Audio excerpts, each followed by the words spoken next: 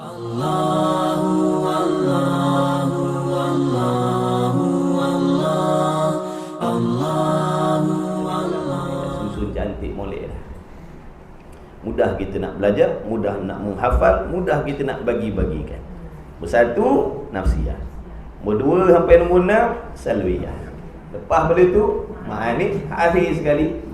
Kan kesenang. Kalau kita buat tukar taki, kucak kaci macam tu, kalau suruh kita cari, mati hidup balik pun tak jumpa.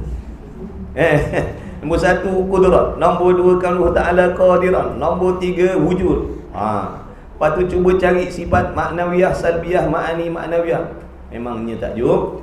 Tak jumpa lah kita. Dia dah susun elok, cantik lah. Baguslah tu soalan tu. Sebab takut salah faham. Sifat 21 wujud mana-mana je. Kalau belajar sifat 21 mesti wujud. Jadi takut kita jadi salah faham. Mula-mula Allah bersifat dengan wujud. Yang kedua baru Allah bersifat dengan sedia kala. Yang ketiga baru Allah bersifat dengan baqa. Bukan jangan salah faham. Faham dah? Alhamdulillah. Kita ingat Datuk Guru selalu sebut macam tu. Dia kata nombor 1, nombor 2 ni nombor je, sebutan saja, mudah nak kira. Bukan bermaksud sifat Allah tu ada nombor dulu. Kemudian macam sifat kita ni ada dulu, lepas tu baru hidup. Lepas tu Allah bagi kita baru boleh melihat, baru boleh mendengar, bodoh lagi. Lepas tu baru Allah bagi ilmu. Jadi ada dulu kan ya. Itu sifat kita. Sifat Allah dah. Semua sediakan. Tidak ada permulaan bagi adanya segala sifat Allah. Segala sifat Allah. Kemudian, dan iaitu 7 sifat yang kemudian daripada sifat ma'ani. Sifat ma'ani, kudrat, iradat, ilmu, hayat, sama, basar, kalam tu lah. Iaitu 7 sifat maknawiyah yang kemudian daripada sifat-sifat ma'ani, kaunuhu qadiran, adalah Allah yang maha berkuasa. Jadi maknawiyahnya yang mana? Kaunu tu jangan lupa ada pun bila kita himpunkan kaunuhu qadiran memberi makna adalah Allah kuasa, itu bukan maknawiyah. Adalah Allah berkuasa, itu bukan maknawiyah. Maknawiyah tu adalah ataupun keadaan Allah yang berkuasa. Keadaan tu yang dimaksudkan dengan maknawiyah. Tapi bila kita sebut Allah yang berkuasa, itu bukan maknawiyah. Bila kita kata Allah yang berkuasa, itu bukan maknawiyah. Allah yang melihat, Allah yang mengetahui, Allah yang mendengar, itu bukan maknawiyah. Itu dipanggil jasa bagi sifat ataupun samaratus sifat. Bila ada kudrat pada Allah, maka kita panggil Allah yang ini yang diijma'kan oleh semua ulama. Di kalangan kita ahli sunnah wal jamaah, juga Mu'tazilah. Mu'tazilah pun kata Allah yang berkuasa, Allah yang melihat, Allah yang mendengar. Yang khilafnya, kita mengisbatkan sifat ma'ani. Mu'tazilah kata Allah tidak ada sifat ma'ani, tapi Allah berkuasa. Allah tidak ada kudrat, tapi Allah berkuasa, kata Mu'tazilah. Kita tidak, kita ahli sunnah, Allah ada sifat kudrat dan adalah Allah yang berkuasa. Boleh beza tak? Mu'tazilah kata Allah tidak memiliki sifat kudrat, tetapi Allah yang berkuasa. Allah tidak ada sifat pendengar, tapi Allah yang mendengar. Sebab tu dia tak jadi kafir lagi. Dia jadi fasik. Dia tak sampai kafir lagi, dia jadi fasik. Ada pun kita, Allah ada kudrat. Kudrat tu sifat yang ada pada Allah, dan Allah tu dipanggil Tuhan yang maha berkuasa. Ibaratnya kalau macam ni, Mu'tazilah kata kain yang hijau, tapi warna hijau tiada. Bengong tak kita? Bengong kepala otak kita nak faham. Warna hijau tak ada, tapi kain ni hijau. Tu Mu'tazilah. Kita dah ada warna hijau duduk di kain. Bila ada warna hijau duduk di kain, maka kain ni dipanggil yang yang hijau. Biasa pula kita sebut yang hijau.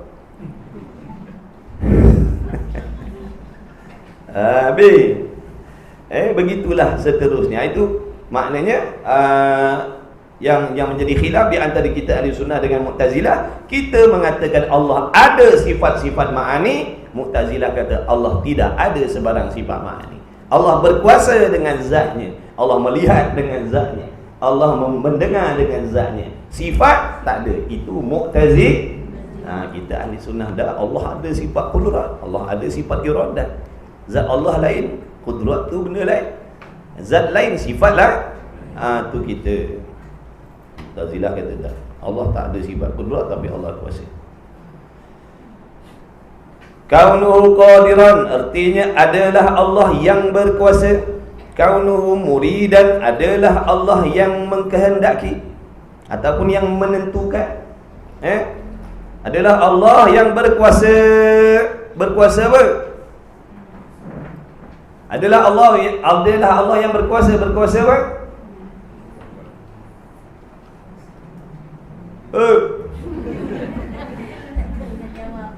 Adalah Allah tu yang berkuasa. Berkuasa apa?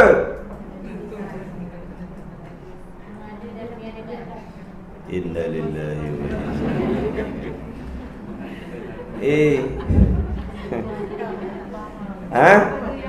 Yang berkuasa. Berkuasa apa?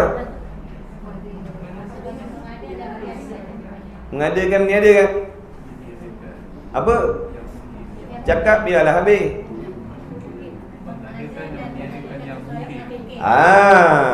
Mengadakan ataupun meniadakan perkara mungkin.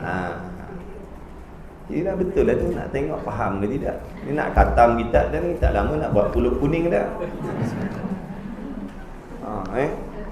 Ingat rumah ngaji, khatam ni buat pulut kuning. Lepas tu kita gantikan dengan kitab ni juga. Tak yang mimpi nak ganti kitab lain, tak ada.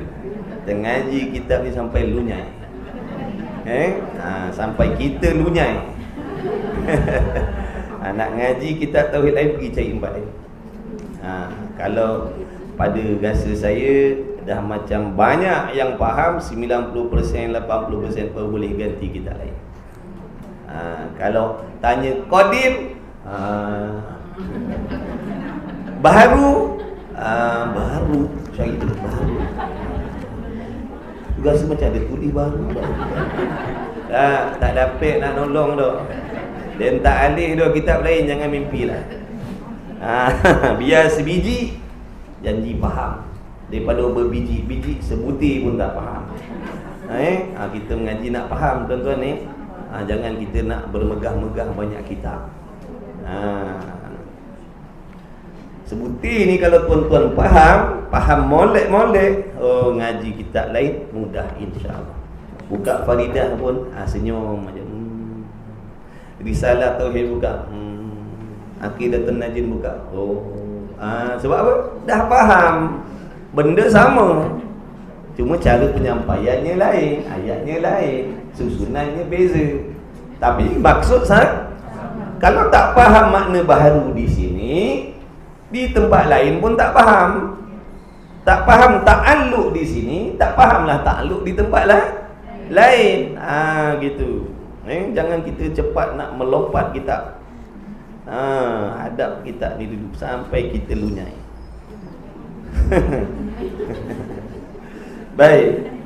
Kemudian tu kaunu qadiran, adalah Allah yang berkuasa. Sebab kita selalu cakap benda ni.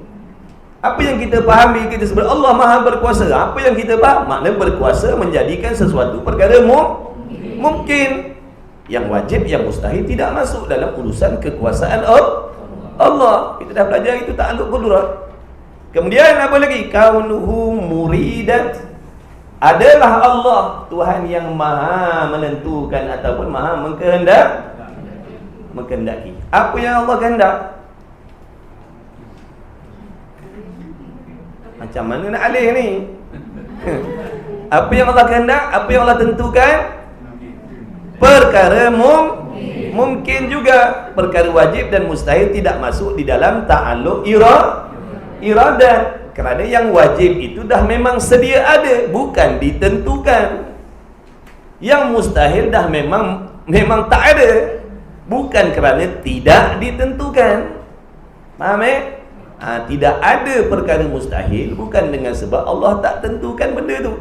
Dah memang diri benda tu tak layak nak ada, tak boleh ada, tak terima ada selama-lamanya. Bukan tak ada sebab Tuhan tidak kehendak.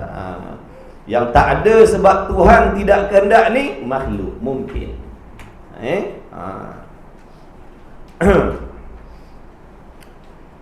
Kemudian kaunuhu aliman. Kaunuhu aliman adalah Allah itu aliman yang maha mengetahui. Sifat dia apa sini? Sifat ilmu. Apa yang Allah tahu? Ta'alluq ilmu ada berapa? 3. Apa ta'alluq ilmu? Perkara wajib, mustahil dan juga harus. Jadi sifat ilmu ni dia ta'alluq sekalian. Ta'alluq inkishaf, nyata. Segala-gala perkara yang bersangkut paut dengan perkara yang wajib, segala perkara yang wajib, zat Allah, zat dia sendiri, dan segala sifat-sifat dia sendiri, semuanya ada dalam pengetahuan Allah. Kemudian Allah Ta'ala juga mengetahui segala perkara yang mustahil. Segala perkara yang mustahil semua ada dalam ilmu pengetahuan Allah. Apa maksudnya Allah mengetahui perkara yang mustahil? Yakni Allah mengetahui akan tiadanya perkara itu, akan tidak sungguhnya perkara itu, akan tidak wujudnya perkara itu. Itu maksud mengetahui perkara yang mustahil. Baik, kita ada ilmu dah? Kita ada ilmu dah? Ada, jangan cakap tak ada. Adalah pengetahuan kita. Baik, sekarang ni dengan ilmu kita ni, pengetahuan kita ni, kita tahu tak tentang kehadiran kawan-kawan kita hari ni? Tahu tak kawan-kawan kita hadir hari ni? Tak tahu? Dah yang jamaah angok ni apa? Tahu lah. Tahu yang hadir ni kita tak? Kita tahu hari ni ada 3 orang hadir contoh. Kita tahu yang hadir, itu makna mengetahui yang ada. Baik. Kita tahu tak kawan-kawan kita yang tak ada? Tak tahu? Tahu tak kawan-kawan kita yang tak ada? Tahu apa? Tahu kan tiada. Itu maksud mengetahui benda tiada. Mengetahui benda yang tiada. Maksudnya macam mana? Mengetahui tiadanya. Macam sekarang ni, kita tahu yang Muhammad tak ada hari ni, yang Dolah tak ada hari ni. Tahu kan tiada? Bukan tahu kan dia ada. Tahu kan tiada lah. Yang ada kita tahu kan ada, yang tiada kita tahu kan tiada. Contoh petang kan kita jumpa kawan kita yang hadir hari ni, kita tanya, pagi tadi kau tahu tak siapa yang tak datang? Tu contoh soalan. Kau tahu tak pagi tadi siapa tak datang? Tahulah siapa dia. Polan. Tu maksud tahu benda tiada. Faham tak? Kadang kita jadi macam keliru. Tahu kan mustahil ni benda tak ada, tapi kita kata Allah tahu kan benda mustahil. Macam mana tahu benda mustahil? Mustahil ni benda tak ada. Tuhan tahu macam mana? Makna tahu kan tiada. Tahu kan tiadanya perkara tu tiada, tahu kan tidak sungguhnya perkara tu. Faham tak? Tak apalah, tak faham pun. Koh-koh. Koh-koh. Pelan-pelan lah. Gali sikit-sikit. Jangan gopoh-gopoh. Nanti hancur berderai berkecai. Apa pun ilmu, koh-koh. Jangan gopoh-gopoh lah. Sebab ilmu ni Agama ni padat, padu. Jangan kopoh-kopoh nanti dipecah berderai. Gali pelan-pelan. Kalau kopoh, tu yang berderai tu. Tak sabar. Nak cepat pandai, tak sabar. Sabar. Itu maksud mengetahui akan perkara yang mustahil. Mengetahui perkara yang mustahil dengan makna Allah mengetahui tidak adanya perkara-perkara itu. Allah tahu tidak adanya anak bagi Tuhan. Allah tahu tidak sungguhnya anak bagi Tuhan. Allah tahu tidak ada lemah pada zat dia. Allah tahu tidak ada buta pada zatnya. Dan kiaslah yang lain-lain. Jadi yang mustahil ada berapa? Ada berapa perkara mustahil bagi Allah? Tidak terhingga. Tidak terhingga 20 tu yang diwajibkan tahu. Secara tafsir, secara huraian wajib tahu sifat yang wajib dan yang mustahil sebanyak 20. Adapun secara ijmalnya, secara umumnya, iaitu mana? Wajib kita tahu bahawasanya Allah Ta'ala itu memiliki segala sifat kesempurnaan yang tidak terhingga banyaknya, yang tidak terhitung banyaknya. Jadi sifat kesempurnaan Allah ni bukannya 13, bukannya 20 saja, bahkan tidak terhitung. Tidak ada yang mengetahui melainkan Allah lah. Begitulah juga bila dah kata yang wajib ada 20 ataupun yang wajib tidak terhitung, maka lawan bagi yang wajib dipanggil sifat yang maka yang mustahil juga tidak tak terhitung lah. Kalau mustahil, kalau wajib ada 2, mustahilnya 2. Kalau wajib ada 10, mustahilnya 10. Kalau yang wajibnya tak terhingga, yang mustahil juga tidak terhingga. Maka segala sifat yang mustahil, yang tidak terhingga ni semuanya dalam ilmu pengetahuan Allah Ta'ala. Tu kita selalu cakap Allah mengetahui.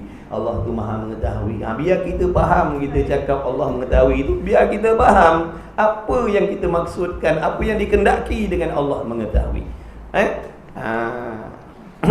Itu yang disuruh kita belajar ni, barulah boleh kita serapkan dalam kefahaman kita. Sebab kita ni selalu cakap Allah mendengar, Allah melihat, Allah menghendaki, tapi kita tak faham. Kita tahu cakap je tapi tak faham. Rupa-rupa salah faham. Cakap betul dah tapi rupanya salah faham. Kita cakap Allah kuasa, tapi kita salah faham dengan maksud kekuasaan Allah. Bila dah belajar baru faham. Allah maha berkuasa. Apa maksud Allah maha berkuasa? Allah maha berkuasa menjadikan sesuatu perkara mungkin. Adapun perkara yang wajib, yang mustahil tidak masuk dalam urusan kekuasaan Allah. Tu baru faham. Ini cakap Allah maha kuasa. Allah maha kuasa. Memang Allah maha kuasa. Sekali setan bisik dalam hati kita, adakah Allah kuasa menjadikan, adakah Allah berkuasa menyerupai malaikat? Kita dah terkebil-kebil. Senang-senang jawablah Allah kuat. Maknanya Allah kuasa serupa makhluk pula dah. Nampak tak? Tu sebab tak faham lah tu, sebab salah faham. So mengaji sifat 20 tak nak, belagak pandai. Buat apa nak mengaji sifat 20? Aku bukan orang kafir, aku orang Islam, beriman. Ni Islam Muslim asli. Bukan mu'allaf dah. Buat apa nak mengaji sifat 20 ni? Sombong. So ngaji tak nak. Apa tu salah faham. Kalau betul faham tak apa. Tak mengaji tapi fahamnya betul, tak ada masalah, tak wajib mengaji. Ni masalah bila tak mengaji salah faham. Bila salah faham salah amal. Bila salah amal Allah tak terima amal. Wajib buat amal sampai Allah terima. Tak nak mengaji bab solat, tak ada masalah. Sekalipun kalau kita tak mengaji bab solat tapi cara mandi wajibnya betul, cuci najisnya betul, istinjaknya betul, niatnya betul, rukun qauli fi'linya betul, silakan, tak payah belajar. Ada ke orangnya tu? Yang belajar pun tak faham. Yang belajar pun tak faham, yang tak belajar lagi dah tak faham. Andai kata adalah dalam Melaka ni orang macam tu, dia tak belajar tapi kefahaman dia sama macam orang belajar. Tak mustahil dah Allah nak bagi. Tak mustahil benda tu, akal dia terima. Sebab ilmu tu Allah yang bagi. Tapi asbabnya, hukum adatnya, yang boleh reti, boleh tahu, boleh pandai baca Quran, pandai solat ni, sebab asbabnya belajar. Tiba-tiba ada seorang ni dengan tak belajar, dia pandai segala ilmu Allah anugerahkan pada dia. Tak ada masalah lah, tak wajib lah dia belajar. Sebab amalan dia buat dengan cara yang betul dah. Yang disuruh belajar ni yang tak pandai ibadat lagi, yang salah lagi, yang keraguan lagi, yang kesamaran lagi. Sebab itulah wajib belajar agar dapat memastikan cara ibadat yang kita buat tu bertepatan seperti yang disuruh oleh Allah dan Rasul. Itu yang disuruh belajar. Kalau kita tak belajar sama, perbuatan kita macam orang belajar juga, kefahamannya sama, silakan. Masya Allah, tu kira untung sangat-sangat lah. Baik.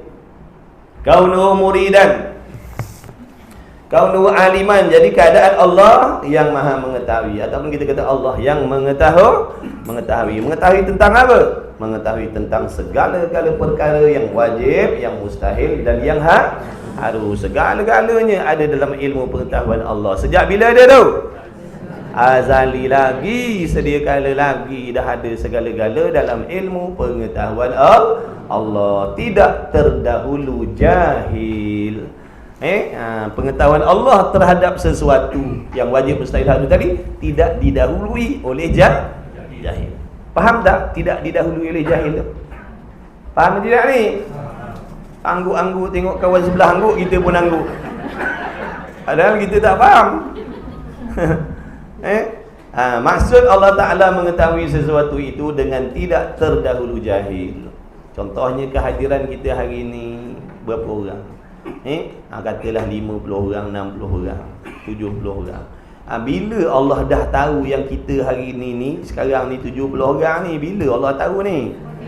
Sedia kala lagi sebelum ada segala sesuatu.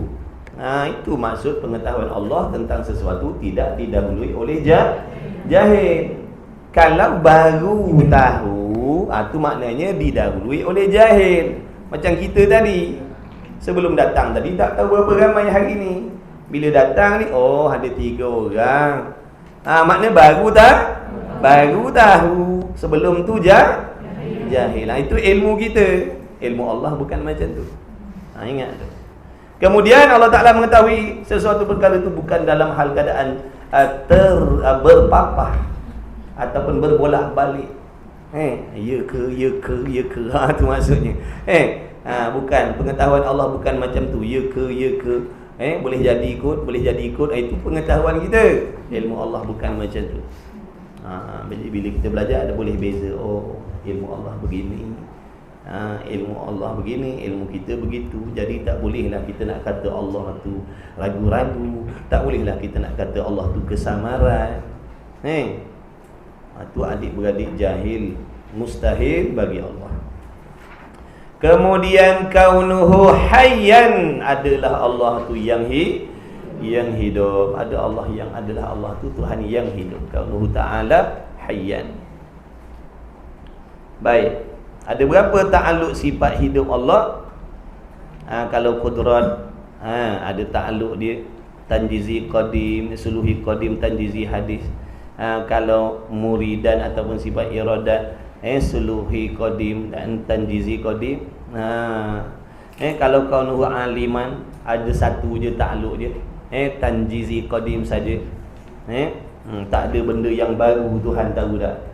Tak ada satu pun benda yang Tuhan baru tahu. Tak ada. Semuanya telah diketahui oleh Allah. Sedia kala lagi. Baik. Hayyan, kaunuhu hayyan, hidup Allah. Ada berapa takluk dia? Tiada takluk pada mana-mana. Satu je sifat ma'ani itu tidak ada bertakluk pada mana-mana. Yang lain itu semua ada takluknya, urusan dia pada yang sesuatu yang lain. Kemudian kaunuhu sami'an, adalah Allah Sami'an, yang maha mendengar. Sifat dia apa? Sifat apa ni? Kaunuhu Sami'an, adalah Allah yang mendengar. Sifat apa tu? Sifat pendengar lah. Sami', sifat sama. Sifat pendengar. Kalau kata Sami', yang mendengar tu Allah, bukan sifat. Betul? Yang mendengar itu Allah, bukan sifat. Pendengar baru sifat. Pendengar baru sifat. Yang mendengar bukan sifat. Yang mendengar itu adalah zat Allah yang bersifat dengan pendengar. Hijau sifat. Yang hijau apa? Kain. Yang hijau kain. Tapi bila sebut hijau sifat. Boleh beza tak? Jadi Sami'an. Jadi kaunuhu Sami'an, adalah Allah Ta'ala yang mendengar. Baik, bila sebut yang mendengar, isyarat kepada sifat pendengar. Apa takluk sifat pendengar Allah? Kita selalu kata Allah mendengar. Apa yang didengar oleh Allah? Apa yang didengar oleh Allah? Segala yang mawujud, apa sahaja yang wujud, semuanya didengar oleh Allah. Semuanya didengar oleh Allah. Apa sahaja yang wujud, semua didengar oleh Allah. Rasa masin didengar oleh Allah. Warna kuning didengar oleh Allah. Bau harum didengar oleh Allah. Tubuh badan kita didengar oleh Allah. Nampak tak tu? Semua benda ada nyata pada sifat pendengar Allah. Jadi semua yang ada didengar oleh Allah. Tak kira suara ataupun yang tidak bersuara, asalkan sesuatu itu wujud, zahir pada mata kita ataupun tak zahir pada mata kita, semuanya didengar oleh Allah. Apa maksud Allah Ta'ala mendengar? Nyata perkara itu pada sifat pendengar Allah. Ataupun kita kata begini, apa-apa sahaja yang ada, semuanya boleh dikesan oleh sifat pendengar Allah. Nyata-nyata tu makna boleh dikesan. Adjust sikit lagi nak bagi faham juga. Nyata macam mana makna? Boleh dikesan oleh sifat pendengar Allah. Macam mana sifat pendengar Allah tu mendengar warna? Wallahu a'lam. Macam mana sifat pendengar Allah boleh mengesan kewujudan warna kuning tu? Itu serah pada Allah. Itu bukan urusan kita. Tak boleh nak bagi tahu, tak boleh nak cerita. Kerana mukhalafah, tak serupa. Tak serupa macam mana kita nak ceritakan? Nyata-nyata tu pada sifat Allah tu. Sifat Allah dah lah mukhalafah, tak serupa dah, macam mana kita nak terangkan? Jadi yang kita pentingnya kita faham setiap benda yang ada, sama ada berwarna tidak berwarna, asalkan perkara itu wujud, semuanya didengar oleh Allah. Apa maksud didengar oleh Allah? Nyata perkara itu pada sifat pendengar Allah. Nyata bagaimana? Boleh dikesan. Boleh dikesan oleh sifat pendengar Allah. Sifat pendengar Allah tu boleh mengesan apa sahaja yang ada. Kita pakai minyak wangi, bau tak harum? Bau harum. Jadi harum tu wujud dah? Wujud. Kita dah bagi tahu itu, tiap-tiap sesuatu yang boleh dikesan dengan panca indera itu menunjukkan dia wujud, dia ada. Kita boleh tak nak mendengar wangi? Sifat pendengar kita boleh tak nak mengesan wangi? Tak boleh. Tapi sifat pendengar Allah boleh. Kata maha mendengar. Asalkan ada, semua didengar. Allah. Kalau tak ngaji tahu ke? Kalau tak ngaji tahu macam tu juga. Kalau tak ngaji pun tahu macam tu juga. Berhenti mengaji dah. Tak payah ngaji dah. Hari ni cukup tutup kitab. Dah tak mengaji, sama faham. Saya tak mengaji dulu pun saya faham macam ni lah ni. Untunglah. Allah mendengar segala benda yang ada, asalkan ada, semuanya nyata pada sifat pendengar Allah. Sejak bila faham macam tu? Sebelum belajar lagi dah faham macam tu. Untung sangat. Mujur lah.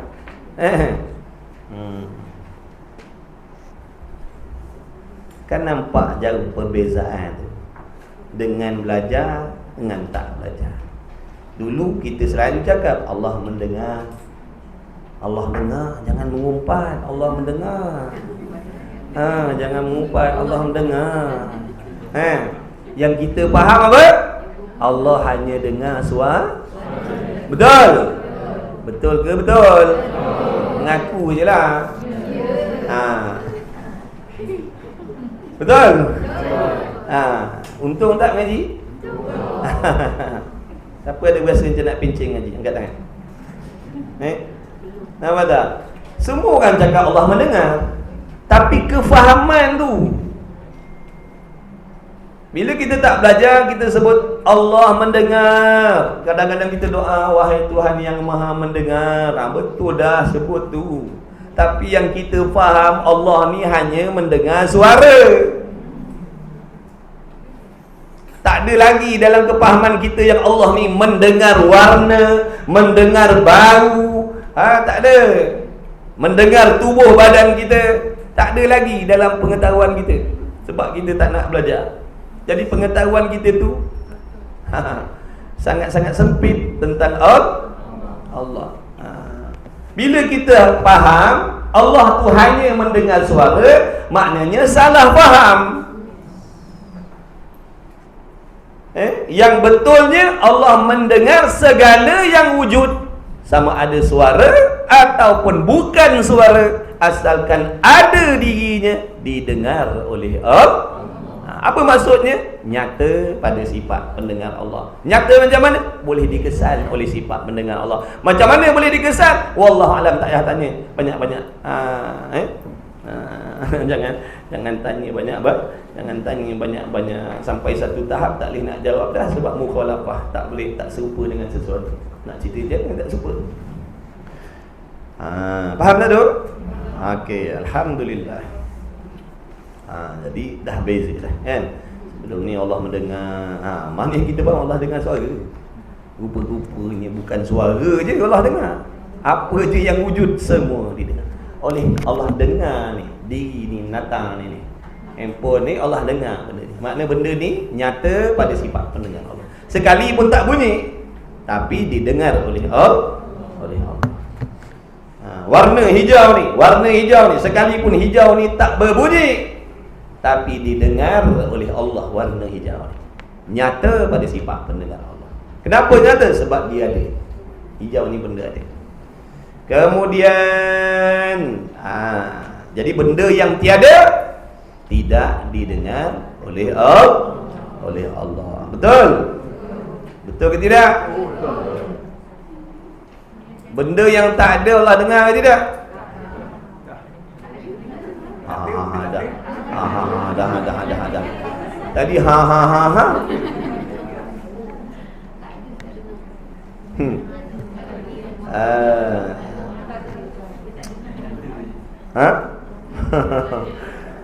Soalan. Ujian lisan. Okey. Apa soalan Okey. Seorang ni, pasangan ni, dia baru berumah tangga. Dia belum ada anak lagi. Adakah Allah dah mendengar kepada anak dia? Tak payah jawab banyak-banyak. Orang tanya dengar ke tidak? Dia gini. Orang tak suruh syarah. Makna tidak, Allah Ta'ala tidak mendengar kepada zuriat orang tu. Sebab apa Allah tak mendengar? Sebab belum wujud. Adakah bermaksud Allah pekak? Tak, Allah tak pekak dengan tak mendengar anak dia tu. Sebab apa? Sebab Allah mendengar sesuatu yang lain yang dah ada. Allah nampak tak anak dia?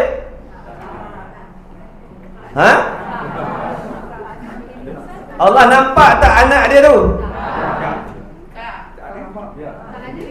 Ada lagi? Betul dah. Tak nampak lah sebab belum Adakah Allah buta? Ya, Allah tak buta dengan sebab tak nampak benda belum ada. Allah tahu tak? Tahu. Ilmu takluk lain. Nampak tak? Hal ataupun cerita tentang diri anak orang tu tadi dalam ilmu Allah dah. Tu tentang ilmu. Ilmu dah tahu sedia kali lagi dah. Yang kita tanya tadi tentang sama' dan basar. Kemudian kata musannif lagi, Allah tahu tak kita malas ngaji? Tahu pula. Sejak bila Allah tahu kita malas ngaji? Sedia kali lagi.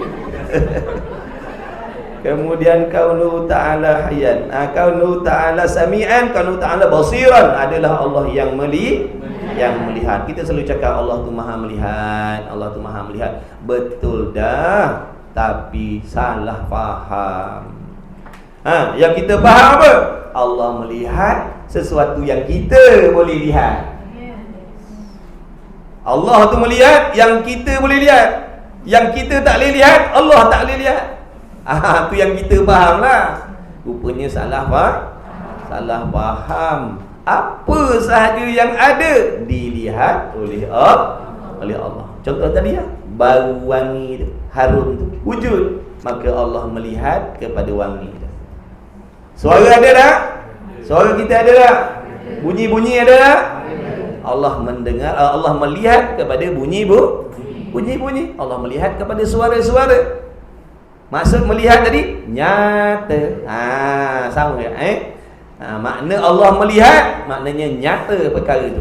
Sifat pelihat Allah boleh mengesan segala sesuatu yang ada, sama ada warna ataupun bau ataupun rasa, apa sajalah yang nyata pada mata kita, yang tak nyata pada mata kita, semuanya nyata pada sifat pelihat Allah. Bukan Allah boleh melihat macam kita melihat. Benda dekat boleh lihat, benda jauh dah tak nampak, benda terlindung dah tak nampak dah. Apa sahaja yang wujud semuanya Allah lihat satu persatu, meliputi segala-galanya. Allah melihat bukan macam kita melihat, tengok sini tak nampak sana, tengok sana tak nampak sini dah. Segala-galanya nyata pada sifat melihat Allah. Tak ada yang terselindung. Selama mana wujud benda tu, selama itulah dilihat oleh Allah, selama itulah didengar oleh Allah. Hamba tu kata maha melihat. Maha melihat. Jadi kalau tuan-tuan berdoa, wahai Tuhan yang maha melihat, tuan-tuan sebut serta faham dah. Wahai Tuhan yang maha melihat, mana kita faham dalam hati kita. Kita dah belajar mana Allah melihat segala-gala yang wujud semuanya dilihat oleh Allah. Segala yang wujud dilihat oleh Allah.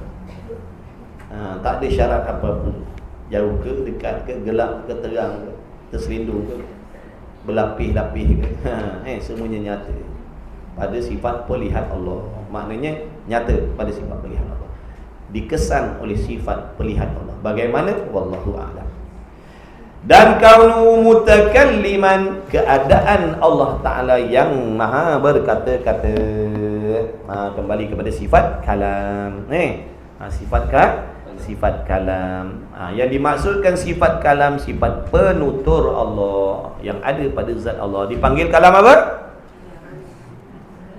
Kalam nafsi dan kalam Yang dimaksudkan sifat kalam di sini adalah kalam ismi.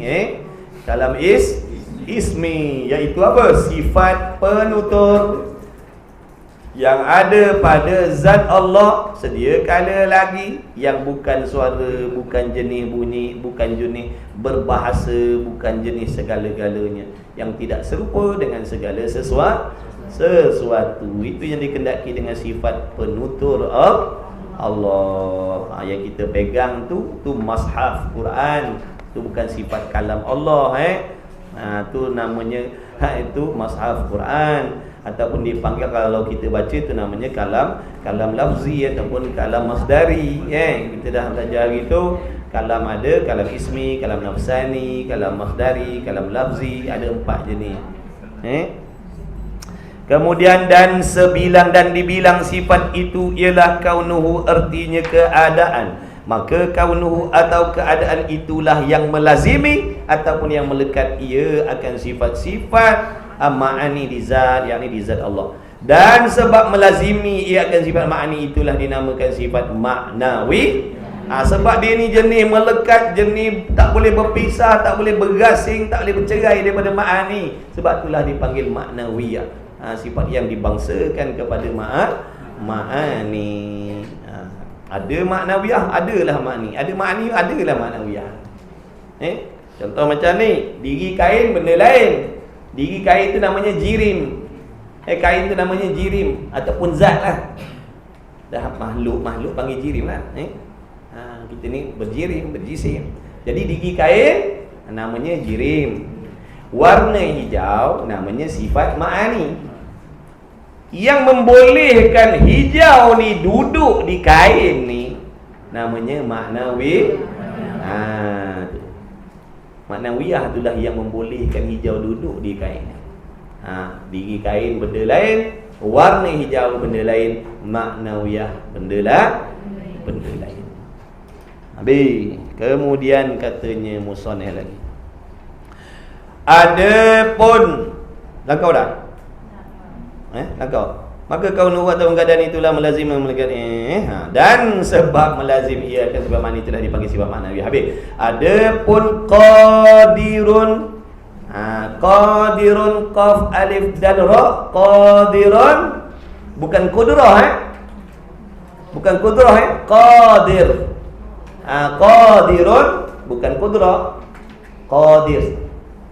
Qaf alif dan ra, qadir. Muridun, mim ra ya dan muridun bukan iradah. Jangan keliru. Sekarang ni nak sebut qadirun bukan nak sebut qudrah. Sekarang nak sebut muridun bukan nak sebut iradah. Hayyun bukan nak sebut hayat. Sami'un bukan nak sebut sam'un. Basirun bukan nak sebut basar. Mutakallimun bukan nak sebut kalam. Maka yang telah tersebut tadi bukanlah ia sifat. Itu bukan sifat. Qadirun bukan sifat. Qudrat baru sifat. Boleh? Sebab apa pula? Qudrat maknanya sifat berkuasa. Bila tulis qadirun bukan berkuasa maknanya ataupun artinya yang berkuasa. Nampak? Qadirun artinya yang berkuasa. Yang berkuasa itu adalah zat Allah lah. Nampak tak? Ya ke? Nampak tak mana? Beza tu Qadirun yang berkuasa. Yang berkuasa adalah zat Allah yang memiliki sifat qudrat. Qudrat baru sifat berkuasa. Kalimah Arab tu kan qudrat tulisannya lain, qadir tulisannya lain. Qadir tu isim fa'il. Qadirun yang berkuasa. Siapa yang berkuasa? Allah lah. Zat Allah lah. Qudrah berkuasa. Berkuasa sifat. Macam hijau dengan yang hijau. Hijau sifat. Yang hijau kain. Yang hijau kain. Hijau sifat. Berkuasa yang berkuasa zat Allah. Penutur sifat yang bertutur. Pendengar yang mendengar zat Allah. Biar boleh beza tu baru kita tak bengong. Kalau tak kita bengong. Alhamdulillah. Apa pula ni? Aduh. Tak apalah.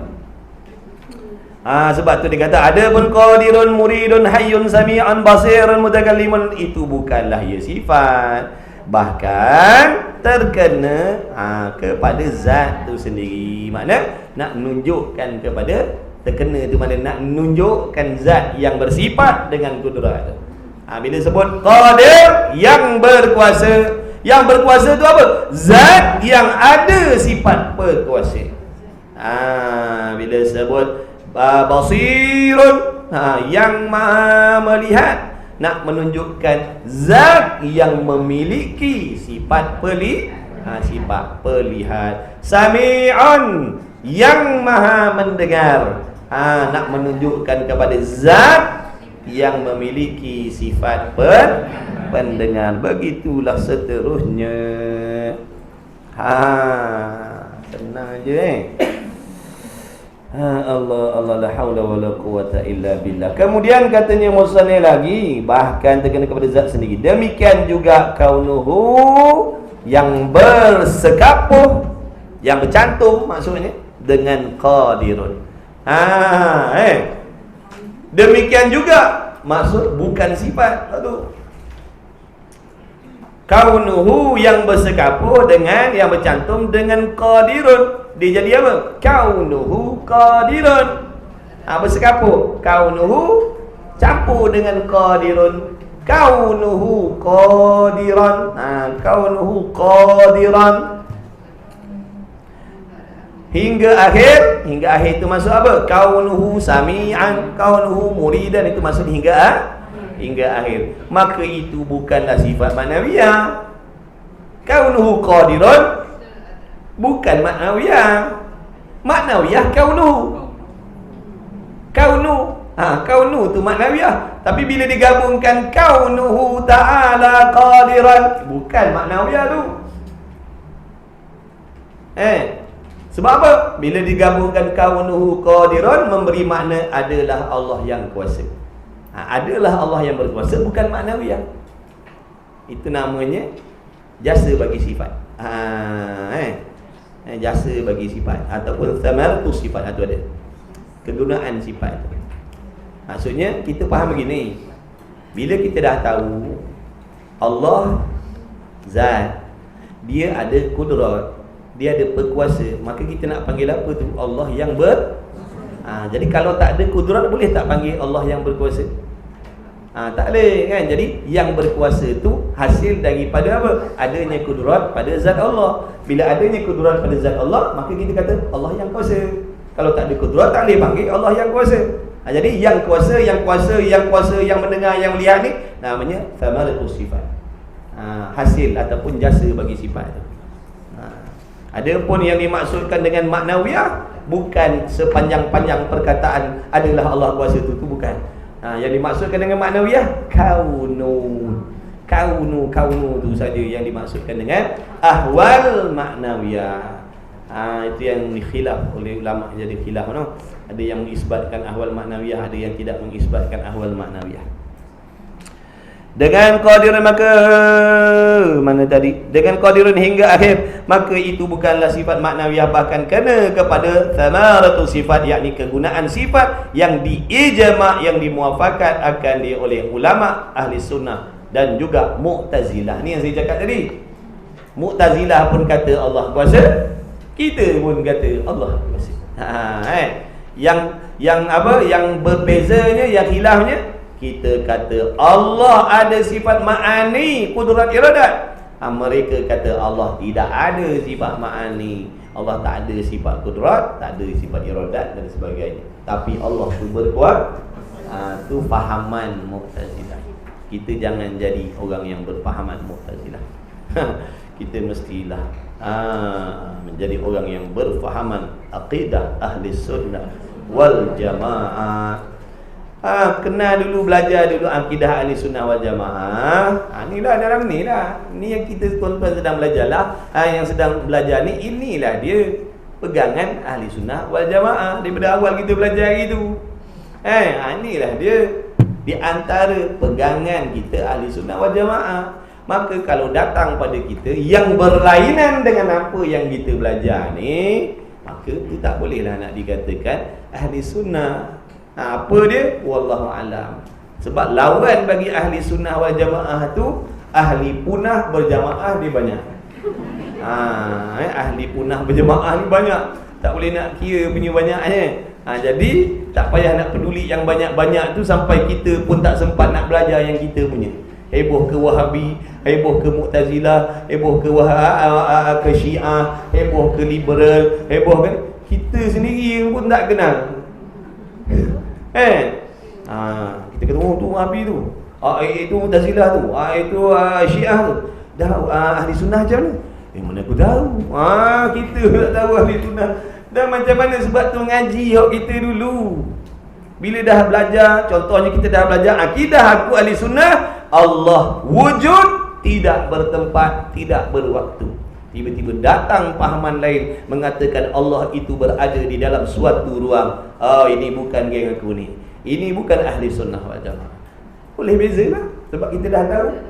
Pegangan ahli sunnah begini. Pegangan ahli sunnah Allah mesti ada zat yang wajib al-wujud, zat yang mesti ada. Lagi pula tetapi tidak bertempat dan tidak bersangkut paut masa dan waktu, tidak duduk di dalam mana-mana ruang. Sebab dia bukan berjisim. Tiba-tiba datang pula sini pahaman kata Tuhan ni bertempat, duduk di sini, duduk di sana, di dalam ruangan ini, di luar ruangan itu. Oh, ini bukan akidah aku ahli sunnah. Tapi kalau kita sendiri tak faham ahli sunnah tu bagaimana fahamannya, pegangannya, jadi macam mana kita nak mengelak daripada terpedaya, terikut pahaman-pahaman yang lain-lain tu? Sebab tu belajar jalan kitab ni semua ada dah tuan-tuan. Belajar kitab ni lah, tak payah gaduh-gaduh cari kitab lain lah. Ni belajar kitab ni. Inilah dia dalam akidah ahli sunnah wal jamaah. Kalau faham A to Z ni, makna insya-Allah lepaslah tuntutan fardu ain untuk kita di sisi ilmu tauhid. Nak berhenti mengaji boleh dah apa tu. Tapi jangan berhentilah, rugi rugi jangan berhenti. Mengaji sampai mati. Mengaji sampai kita dimengajikan. Jangan aku nak mengaji. Berapa ni tuan-tuan datang rumah ngaji Melaka ni nak belajar sampai bila? Sampai khatam kita. Bila dah khatam kita, sampai dah khatam saya tak datang dah lah.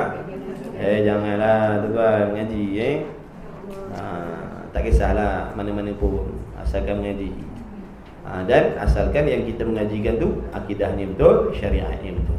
Tak kisahlah rumah ngaji Melaka ke, rumah ngaji Amerika ke, rumah ngaji Negeri Sembilan ke, ikutlah.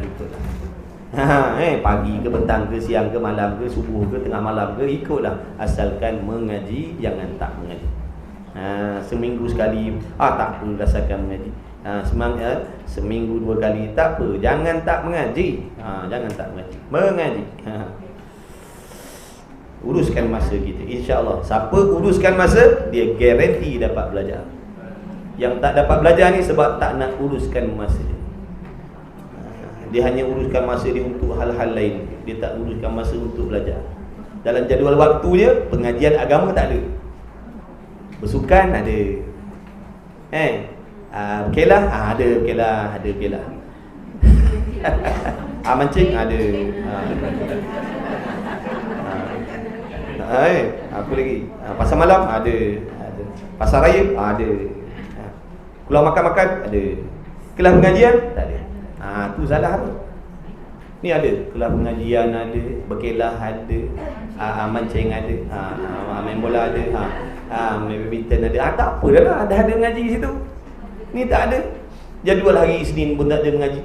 Jadual hari Selasa pun tak ada mengaji. Hari Rabu, Khamis, Jumaat, Sabtu, Ahad pun tak ada mengaji. Minggu pertama, minggu kedua pun tak ada. Minggu tiga, minggu keempat, kelima pun tak ada. Ini masalah. Macam tu yang tak boleh. Kemudian katanya musannif lagi, maka hendak perhatilah engkau ni kita lah. Kata musannif pesan untuk guru ni, maka hendaklah kamu perhati. Perhati betul-betul, mengaji sungguh-sungguh, fikir bersungguh-sungguh. Maknanya jangan main-main.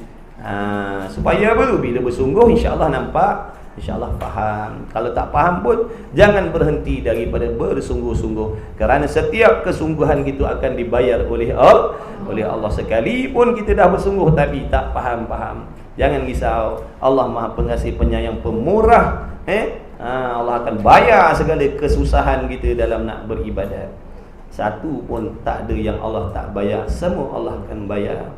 Jadi jangan mengeluh, jangan fed up, belajar tak dapat, belajar tak faham. Jangan itu bukan urusan kita. Memberi faham tu bukan urusan kita, memberi faham itu Allah. Urusan kita usaha belajar bersungguh-sungguh. Di antara tanda-tanda orang yang bersungguh-sungguh belajar agama, dia buat jadual waktu belajar. Itu tanda bersungguh. Kalau jenis masa lapang baru cari, itu tak bersungguh. Bila tak bersungguh, dalam bahaya. Takut salah silap kita tak dimaafkan oleh Allah. Kesalahan kita dalam ibadat tak dimaafkan oleh Allah. Sebab apa? Kita tidak bersungguh belajar. Kita tak bersungguh. Kita belajar, tunggu masa lapang. Tahun 2022 kita datang 3 kali je kuliah. Jadi orang lain belajar hari-hari ataupun setiap minggu. Maka kalau bab solat, dia tahu dah rukun semayang ada 13. Kita setahun 2022 kita datang 3 kali je. Jadi kita tahu 3 je rukun. Maka kita semayang, kita jaga 3 rukun tu je. Yang 9 lagi kita langgar kan. Agak-agak nak dimaafkan ke? Dah, sebab kita sendiri yang cuai, yang leka. Dengan sebab cuaian kita, leka kita tu, 9 lagi rukun tu kita tak faham, kita buat dengan salah. Tu salah kita. Kita yang tak bersungguh. Sebab tu belajar ni bersungguh. Jangan kita mengaji sebulan sekali, setahun 2 kali kita dah berasa alhamdulillah mengaji. Memanglah. Tapi tak bersungguh. Ini yang kita risau. Sebab nanti persoalan di hari kiamat bukan macam persoalan kat sini. Sebab yang nak menyoal siasat kita tu yang maha mengetahui segala helah kita, tipu daya kita, perasaan kita, jiwa raga kita, semua dalam ilmu Allah. Kita gunakan akal fikiran kita ni yang bijak ni, bukan gunakan nak cari jalan macam mana boleh belajar. Kita gunakan akal fikiran kita cari jalan macam mana nak buat alasan agar kita tak dipersalahkan oleh Allah. Allah kita gunakan akal ni, cuba reka-reka alasan. Buat alasan ni rasa-rasa tak Allah maaf ni. Rasa-rasa Allah maaf ni, buat alasan macam ni. Kita gunakan akal kita untuk mereka-reka alasan untuk melarikan diri daripada perintah jaga Allah Ta'ala. Mana nak sokong?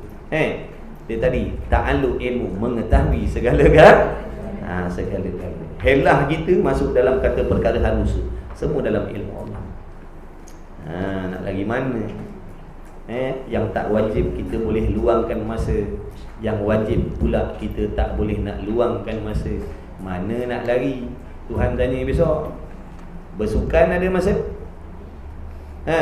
Berpocok-pocok ada masa? Bersenam aerobik ada masa? Padahal tak wajib. Kenapa tak ada masa belajar fardu ain? Mana kita nak lari? Nak bagi alasan apa? Tak boleh lari, tuan-tuan. Jadi tak payahlah buang masa nak cari alasan. Sebab satu pun Allah takkan terima. Belajarlah. Allah bagi kita kaya, Allah bagi kita senang dah. Allah bagi luas rezeki dah. Kuliah jauh-jauh didekatkan oleh Allah. Sebab Allah tahu kita ni jenis malas nak pergi jauh. Allah dekatkan. Satu Korea kadang ada 3-4 majlis ilmu. Tapi sayang, ahli Korea seorang pun tak dapat ilmu. Padahal dalam Korea tu ada 2-3 majlis ilmu, tapi tak boleh belajar juga. Pelik sungguh. Majlis ilmu banyak, tapi kita tak boleh belajar. Dulu tak ada sebanyak ni majlis ilmu kan. Dulu mana ada? Kuliah duha, kuliah subuh, kuliah tengah hari, kuliah pukul 3 pagi, kuliah pukul 3 petang. Mana ada sebanyak ni? Tak ada. Tapi orang dulu banyak ilmu sebab bersungguh cari. Kita majlis ilmu banyak, tapi tak boleh belajar juga. Padahal Allah dah bagi kita kesenangan, kemudahan, kenderaan hebat-hebat, megah-megah, tapi tak boleh tolong bawa kita pergi cari ilmu. Ni nama jadi hamba harta benda. Dia dimiliki oleh harta benda dia.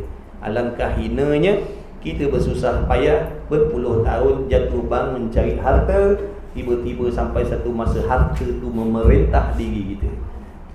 Bukan harta tu tolong kita, dia rentah kita, dia miliki diri kita, sehingga hingga kita tak boleh nak dekat dengan Allah kerana dikontrol oleh harta benda yang kita cari sendiri.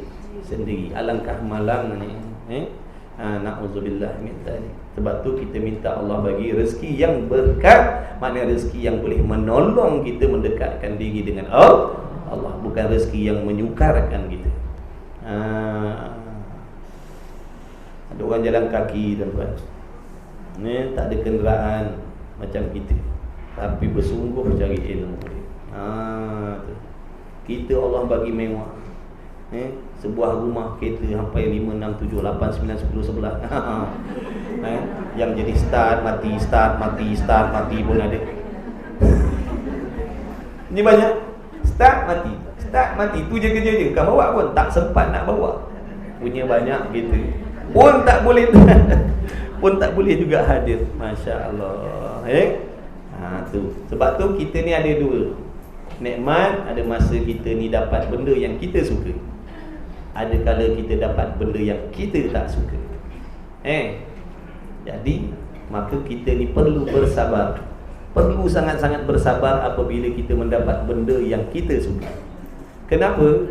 Apabila nikmat yang diinginkan oleh hawa nafsu tadi, sihat, senang, kaya, pangkat, jawatan, apa lagi lah yang sonok-sonok yang diinginkan oleh hawa nafsu, kalau kita tak bersabar, maksudnya kalau tak kontrol, tak tahan, dia akan melampau batas. Dia akan menjadi melampau batas. Bahkan bila Allah balakan kita dengan kesenangan inilah lebih bahaya daripada dibala dengan kesusahan. Bila duduk dalam kesusahan, insya-Allah kita boleh sabar. Tapi kalau duduk dalam kesenangan, jarang kita boleh sabar. Kita melampau batas. Contohnya begini, bila Allah bagi mulut kita sihat, kita akan suka cakap benda macam-macam, cakap benda dosa, cakap benda maksiat, aib orang, umpat orang, fitnah orang dan sebagainya. Itu maknanya sihat mulut ni nikmat yang kita nak, betul? Betul tak? Kita nak Allah bagi kita sihat mulut kita. Tapi bila kita tak sabar dengan kesihatan mulut kita ni, dia melampau batas. Sampai menceritakan, sampai berkata perkataan yang mengundang dosa. Tapi bila Allah bala kita dengan sakit gigi, sakit mulut, nak bercakap tak? Boleh sabar tak? Boleh tahan tak daripada mengumpat? Automatik boleh tahan. Tak ada nafsu nak mengumpat, tak ada nafsu, sakit gigi. Bukan. Hidup. Selamat tak daripada dosa? Tu cara Allah nak selamatkan kita. Sebab Allah tahu kalau kita ni jenis sihat, kita akan melampau lah. Sebab tu kena baik sangka dengan Allah. Bila Allah bagi kita sakit, adalah hikmah. Di antara hikmahnya, Allah nak selamatkan kita daripada maksiat. Sebab apa? Kita ni jenis tak sabar dengan kesenangan. Bila sihat, kita melampau-lampau, lupakan Tuhan dan macam-macam lagi. Jadi Allah bagi kita sakit. Jadi Allah bagi kita sakit sebab Allah sayang kita. Tak nak bertambah-tambah dosa. Tapi orang yang tak kenal Tuhan, yang tak faham Tuhan, bila dia ditimpa musibah, bila dia dapat benda yang dia tak mau, dia berjahat sangka dengan Allah. Dia kata Allah zalim pada diri dia, Allah tak adil pada diri dia. Padahal Allah nak selamatkan dia. Sebab tu kena kenal Tuhan. Kena kenal Tuhan. Macam orang kenal doktor lah. Kalau tak kenal doktor, disumpah seranahnya doktor. Nate ni duk cucuk punggung aku pula dah. Kena nate doktor tu. Sian doktor tu. Padahal nak menyelamatkan dia. Tapi dia dah tak kenal. Tapi orang yang kenal dah kena cucuk punggung. Terima kasih doktor, nanti saya datang lagi. Terima kasih. Padahal kena cucuk punggung tadi. Sebab apa? Dia kenal dan dia faham. Bukan doktor cucuk punggung dia tadi sebab doktor nak naya dia, tak. Doktor tu sayang dia, nak selamatkan dia. Tapi orang yang tak faham, nate doktor ni duk cucuk punggung aku pula dah. Bagi makan benda pahit-pahit ni, apa benda ni duk masuk dalam perut aku, benda pahit-pahit ni. Sumpah seganahnya doktor. Sebab apa? Tak kenal, tak faham. Bagi orang yang kenal faham, sekalipun kena sumbat ubat pahit-pahit, kena cucuk punggungnya, kena toreh kulitnya, kena jahit kulitnya, terima kasih doktor. Terima kasihlah. Terima kasih pula dah. Bukan tadi cucuk punggung dan sebagainya. Sebab nak tolong. Macam itulah juga orang yang kenal Tuhan. Orang yang faham. Orang yang tak faham, dia akan berjahat sangka dengan Allah bila Allah bagi dia benda tak baik. Tapi orang yang kenal, bila Allah bagi benda baik, dia bersyukur, dia dapat redha dan kasih sayang Allah. Bila Allah bagi benda tak baik, dia redha, dia sabar, dia bersangka baik dengan Allah, pun jadi asbab dia mendapat redha daripada Allah. Jadi orang yang macam ni, senang pun dia diredai, susah pun dia diredai oleh Allah. Bertuahlah, untunglah dia. Duduk dalam nikmat pun Allah sayang dia, duduk dalam bala pun Allah sayang dia. Ada pun macam kita ni, bila dapat nikmat, Allah murka dengan kita sebab kita salah guna nikmat. Bila kita dapat bala pula, mulut kita membebel, mengomel dan sebagainya, berjahat sangka dengan Allah, mengundang lagi kebencian Allah dengan diri, pada diri kita. Duduk dalam nikmat pun dapat dosa, duduk dalam bala bertambah-tambah dosa. Tu jenis passion kita yang tak kenal Tuhan ni, macam itulah. Mudah-mudahan Allah ampunkanlah dosa-dosa kita yang tak kenal Tuhan ni. Habislah. Selesailah. Selesai dah. Selesai apa? Huraian-huraian sifat yang sabit bagi Allah Ta'ala, yang wajib atas tiap-tiap mukallaf mengetahui serta mengaku sungguh di dalam hatinya dengan jalan tafsir, dengan jalan huraian satu persatu. Habis dah lah. Habis apa? Habis dikarangkan, habis dituliskan, tapi fahamnya belum. Jadi sekali pun dia kata dah habis, kita belum jangan kata kita pun dah habis. Dah habis dah lah, tak payah datang dah lah lepas ni. Belum, kita tak faham lagi. Kena faham belajar ni bukan maksud sekali belajar, asalkan dah belajar tak faham dah. Lepas dah berdoain. Alhamdulillah. Sekarang ni dah tak ada pergi rumah Haji Melaka. Dah tak ada dah. Sebab apa? Saya lepas dah berdoain. Lepas dah? Dari itu dah khatam dah. Lepas dah berdoain. Lepas berdoain ni bukan khatam kitab, faham. Yang mana kefahaman tu boleh membetulkan ibadat kita yang salah jadi betul, ataupun kita boleh menjaga diri kita daripada membuat yang salah-salah. Sebab dah ada kefahaman tu, barulah boleh kata lepas berdoain. Ni sifat 20 yang kita fahamnya 1, 19 lagi tak faham. Jadi belum selesai. Ada yang sengih-sengih dengar selesai dah. Selesai dah, sengih-sengih dah, boleh berhenti dah. Tak boleh. Jangan berhenti. Selesailah huraian-huraian yang sabit bagi Allah Ta'ala, yang wajib atas tiap-tiap mukallaf mengetahui serta mengaku sungguh di dalam hatinya dengan jalan tafsir, iaitu 20 sifat, dan lawan-lawannya pun 20, beserta pula dengan dalil-dalil naqli dan dalil aqli. Wallahu a'lam. Jadi semua dah ada dah. InsyaAllah nanti ada rezeki kita ulang dah balik daripada awal tu, insya-Allah lah ni. Mudah-mudahan baik. Cukup dah sekadar itu. Mudah-mudahan sampai di sini sahaja insya-Allah buat kali ini. Saya minta maaf banyak-banyak salah silap, terkurang, tak tegang penjelasannya, tak tegang, ada yang tak faham, itu kelemahan saya lah. Kerana saya bukan bidang saya, bukan ahli dalam nak membicarakan ilmu usuluddin ni. Ada pun cukup-cukup makan je lah. Boleh tahu sikit-sikit lah. Jadi saya untuk pengetahuan yang lebih detail, pergilah jumpa mengaji dengan guru yang songso, yang lama-lama, yang hebat-hebat ni. Saya bukan ni. Saya orang biasa-biasa saja. InsyaAllah kita doa pada Allah dengan berkat majlis ilmu kita pada pagi ini. Mudah-mudahan kita semua yang mengikuti, begitulah juga anak isteri kita, ibu bapa kita, ibu bapa mertua kita, kawan-kawan kita, rakan-rakan kita, adik-beradik kita, semualah tidak terkecuali mudah-mudahan mendapat keampunan, keredaan daripada Allah Subhanahu Wa Taala. Mudah-mudahan kita sentiasa dibimbing oleh Allah. Mudah-mudahan kita semua dipilih oleh Allah Taala menjadi penuntut ilmu. Mudah-mudahan Allah Taala Allahumma salli ala sayyidina Muhammad, meluaskan rezeki kita yang halal, yang berkah. Mudah-mudahan diberi rezeki yang halal, yang berkah. Makin banyak, makin mudah nak dekatkan diri dengan Allah. Mudah-mudahan diberikan kesihatan, umur yang panjang. Kerana banyak lagi ilmu yang kita nak belajar, dan banyak lagi ilmu yang kita dah belajar yang kita belum dapat amalkan lagi. Jadi mudah-mudahan Allah panjangkanlah umur kita. Mudah-mudahan dapat kita perbaiki segala kelemahan kita dalam ibadat. Mudah-mudahan ada persiapan kita nak buat sebelum kita nak dipanggil oleh Allah Subhanahu wa taala. Insya-Allah mudah-mudahan dilahirkan di kalangan kita anak-anak yang soleh, yang solehah. Keturunan kita mudah-mudahan ada yang menjadi, semuanya mudah-mudahan menjadi anak-anak dan keturunan yang soleh, yang solehah, yang bertakwa. Mudah-mudahan dapat kita menumpang keberkatan tuah-tuah mereka nanti, insya-Allah.